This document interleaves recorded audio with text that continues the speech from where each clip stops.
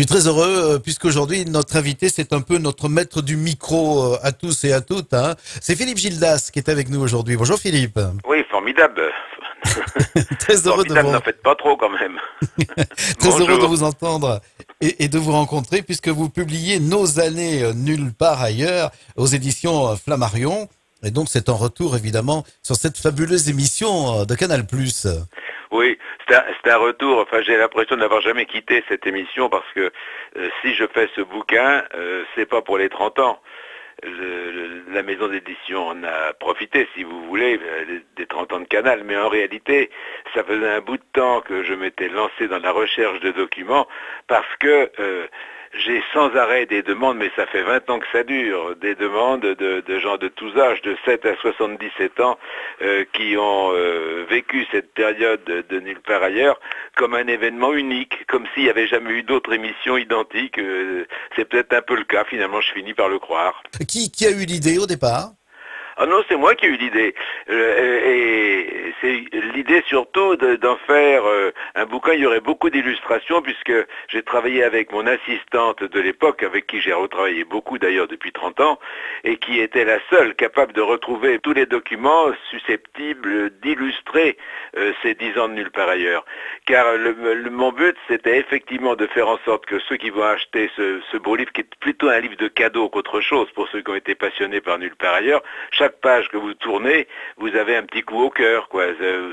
C'est obligatoirement, ça vous rappelle quelque chose. Ce sont des déguisements, ce sont des invités tout à fait étonnants. Alors j'ai mis quelques petites anecdotes en texte à côté pour donner du sens, mais c'est d'abord à feuilleter comme ça pour avoir une petite larme à l'œil. L'idée de mettre, d'avoir Antoine Decaune, d'avoir les nuls autour de vous, c'est vous aussi qui avez eu Ah cette ben, idée-là? vous voulez dire de faire l'émission avec eux ou de les mettre dans ce bouquin? Ben les deux, en Ah non, général. alors de le mettre dans le bouquin évidemment parce que sans les nuls, je crois que je ne l'aurais pas fait nulle part ailleurs. Les nuls sont à l'origine de nulle part ailleurs dans la mesure où c'était une de mes exigences pour transférer une émission qui existait déjà, il faut le savoir. Si personne n'a été capable d'imiter ensuite nulle part ailleurs, c'est parce qu'ils s'y sont pris sur les grandes chaînes trop tardivement en pensant qu'il suffisait de mettre un animateur vedette et puis que ça allait marcher tout seul. Alors qu'en réalité, nulle part ailleurs est sorti d'une matrice qui a duré, il y a eu une gestation de 2 ans à la mi-journée, de 12h30 à 14h. Ça s'appelait Direct sur Canal+. C'était le premier talk show, ça s'appelait pas comme ça à l'époque, dans lequel tout était info. Et les invités, qui étaient chanteurs ou qui étaient peintres ou qui étaient comédiens, et les informations tout court, et aussi les découvertes pratiques et souvent déstabilisantes de mon camarade Bonaldi. Enfin bref, c'était ça direct. Et on a rodé une émission comme celle-là, à la fois pour faire connaître Canal+, parce que c'était la première année d'existence quasiment, hein, en Mhm. 85. Et deuxièmement, pour roder aussi les idées qu'on pouvait avoir, Lescure et moi, rejoint très vite par notre camarade Alain de Greff, bourré d'idées lui aussi, qui consistait à dire tout est info. Et en même temps, tout est info, mais à une condition, c'est que tout ça soit bien marqué par beaucoup d'humour, beaucoup de recul par rapport aux événements, et c'est ce qui a donné, je crois, la patte de Nulle part ailleurs. La position d'Antoine dans Nulle part ailleurs a été tellement forte, dans le souvenir de tout le monde, il est toujours là, c'est Pinduit, c'est Bit en bois, c'est tout ce qu'on veut.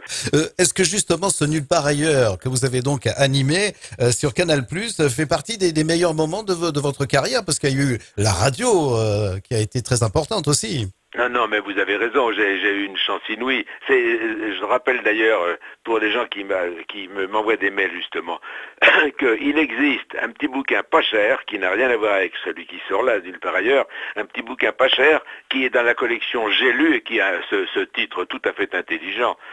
Comment réussir à la télévision? Je vois pas comment réussir à la télé, mais c'est pas grave. Comment réussir à la télévision quand on est petit, breton, avec de grandes oreilles? Et effectivement, tous les bons moments de mon existence professionnelle sont dans ce bouquin. Alors si pour vous je devais en choisir 3, eh bien incontestablement, il y a Nulle part ailleurs, ça fait aucun doute. C'est une émission tout à fait exceptionnelle dans sa durée et dans son contenu, et même, il faut pas être bégueule, même dans sa réussite, grâce à tous ceux qui, comme les nuls, Antoine était là.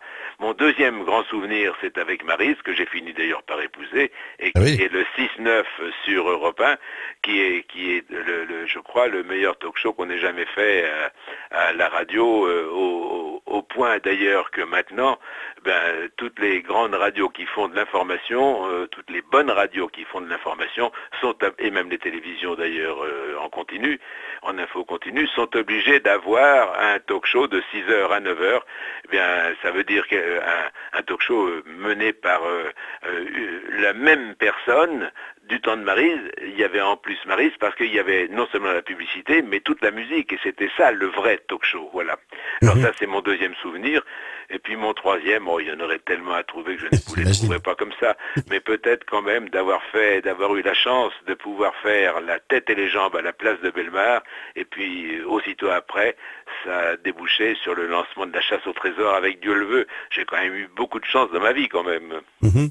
Il y a encore quelque chose que vous aimeriez faire que vous n'avez jamais fait? Oui, les pieds au mur, mais je suis absolument nul.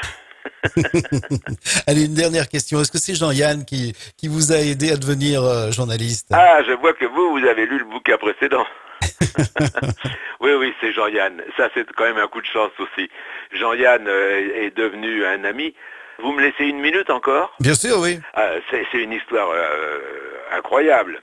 J'étais veilleur de nuit dans un petit hôtel qui se trouvait dans le 19e arrondissement. Je n'avais jamais regardé la télévision à cette époque, j'avais besoin de gagner ma croûte, j'avais autre chose à faire que de m'acheter la télé, je n'aurais pas eu les moyens, et je ne savais pas qu'au dos du petit hôtel où j'étais assis là dans le fauteuil de réception, il y avait la SFP, c'est-à-dire toute la préparation de tous les programmes de l'ORTF de l'époque. Mhm. C'est incroyable, non? C'est là-dessus que je me suis retrouvé pour faire la tête et les jambes. Ou la chasse au trésor. Donc c'est quand même incroyable. Et au Chaumont. À cette époque-là, ça n'avait aucun rapport avec ma vie, sauf que je voyais des gens passer qui avaient l'air de venir d'un autre monde, et un jour, c'est comme ça qu'est arrivé Jean-Yann, avec son instrument de torture qui consistait à l'accompagner quand il chantait des chansons comme Ave, Ave Maria, on va danser la Java.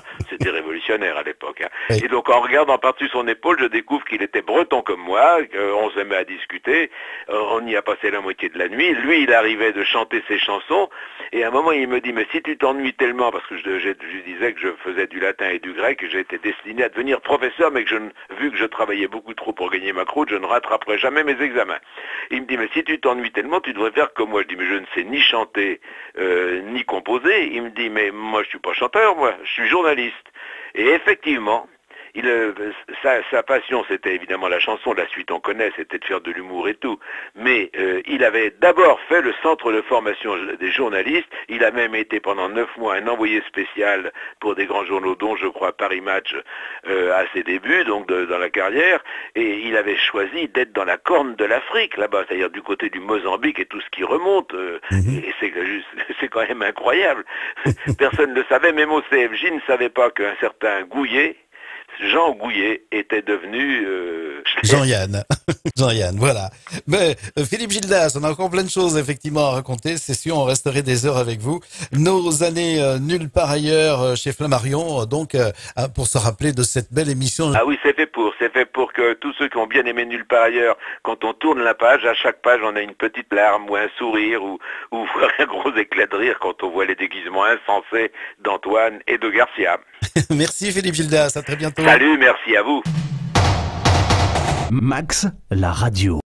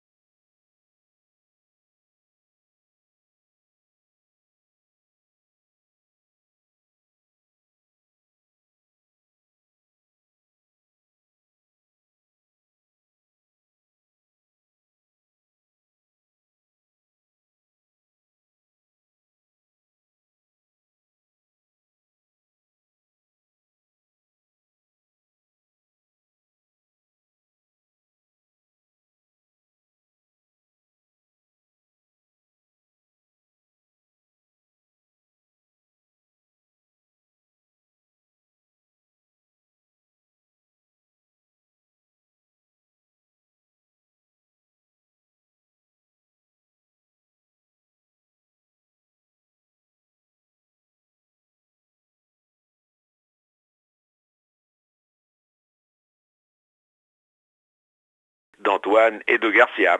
Merci Philippe Gildas, à très bientôt. Salut, merci à vous. Max, la radio.